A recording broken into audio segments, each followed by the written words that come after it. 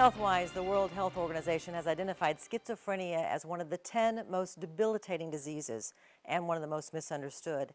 And that's why the Texas Tech Health Science Center is making sure that every nursing student there understands what it feels like to be among the 2 million Americans who live with schizophrenia.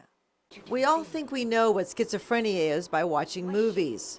We're all different people, Doc. I'm Marsha. And I'm Vanessa. And I'm Mary. But schizophrenia does not mean a split personality. That's a myth the National Alliance of Mental Illness is trying to shatter. It says patients with schizophrenia can't think clearly because they hear or see things that aren't there and believe things that aren't true. And almost all patients are not dangerous or violent to others. The concern is more for their own safety. Let's go get some help. Go get some help. What did you do? What did you do? It usually shows up in the teenage years or early 20s, but it's not the result of bad parenting. Patients see or hear things that are not real. You are disgusting. But scientists have identified brain differences in those patients that are real, making it a challenge just to get through their daily routine. Good morning. What? Imagine what it would be like to hear voices like that are degrading you, bullying you, and you can't stop hearing it. These students are here to learn what it feels like to have that kind of mental illness. You should be hearing at least 2 female voices and 1 male voice. Here at the Marie Hall Sim Center, this class has been wearing headsets all morning, simulating the voices described by a patient with schizophrenia. Look at that, you're filthy now, you swine. That's The male voice that you described, you said that he's mean and he's rude. Could you see that type of voice maybe telling her later on to hurt herself? Shut up, they know what you did. That's right. Shut With up. the headsets Explain on and the voices strong, these students are then told to go about their daily routine. Each of you will take a set of money I see you. as you navigate through the grocery store. That's $1.54. Do what I say. Don't touch it. Can't concentrate. Stop it now. Stop. He's kind of telling me that I stink, or you know, that I'm ugly, or he's saying stuff like that. Yeah. You want to take it off, don't Yeah. you?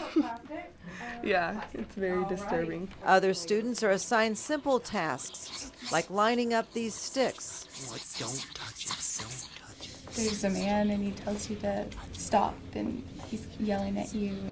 And another group is in a waiting room trying to fill out a job application.